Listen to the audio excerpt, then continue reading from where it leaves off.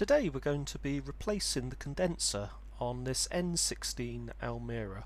Now there are other models which are not the Nissan Almera but the N16 body type, and this should actually work for those particular models. Now the condenser on this is completely perforated, so there's no gas within the system.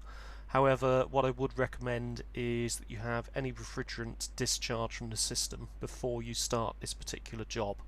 I would also recommend that you wear eye protection in case there is any refrigerant left in the system, and that you take all relevant PPE precautions, because the refrigerant is dangerous and it isn't particularly nice if you get it in your eyes or on your hands.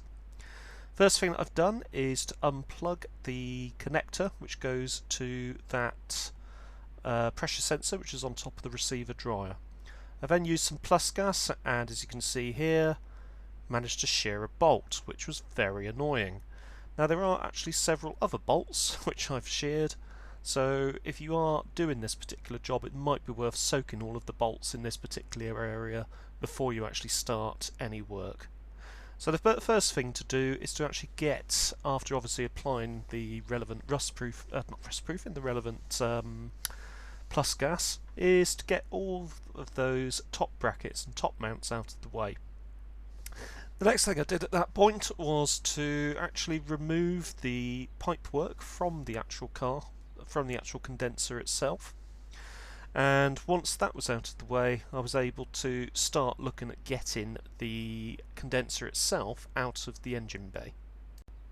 Because the connectors have actually been on there for, well, in this case over 20 years, they really had sort of stuck quite fast within the condenser itself.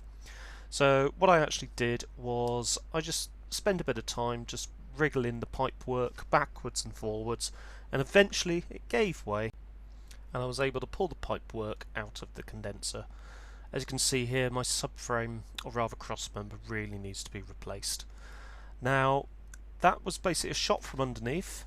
It is actually easier if you jack the car up. I managed to get away with not having it jacked up, but certainly you'll get better access if you jack the front of the car up or get it up on some axle stands or some ramps.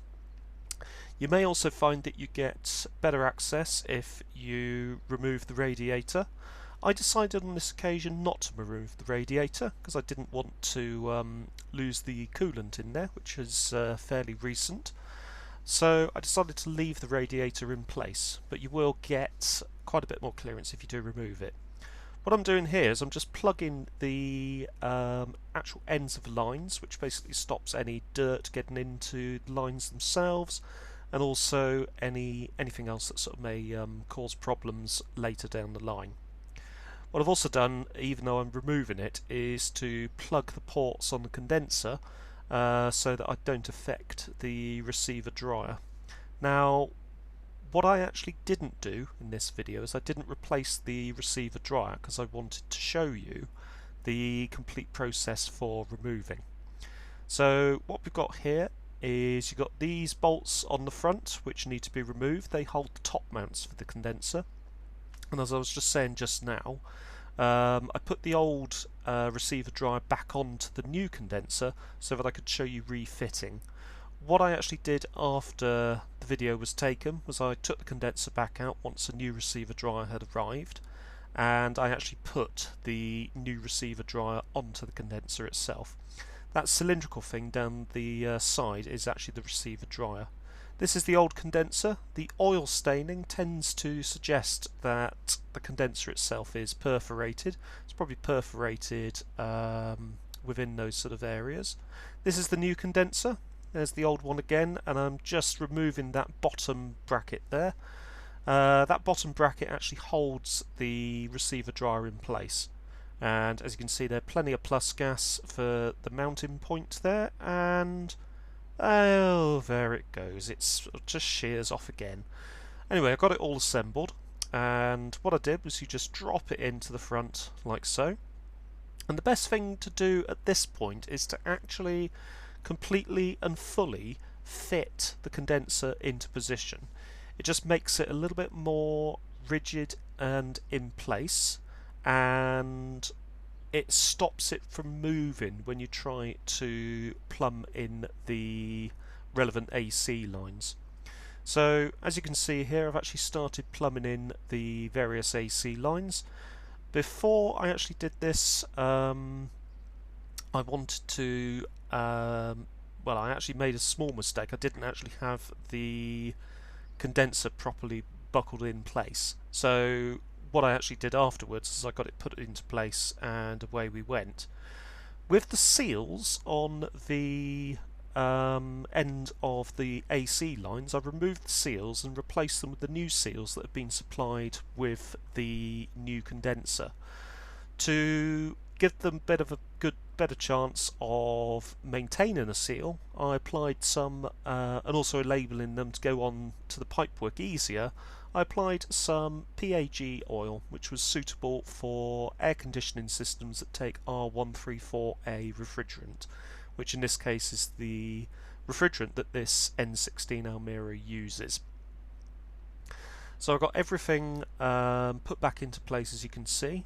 Getting that bottom hose on was a bit of a pain, but I found it easier on this occasion to actually do it from the top side of the engine bay, as you can see here. So trying to get that in from the top side was actually a lot easier.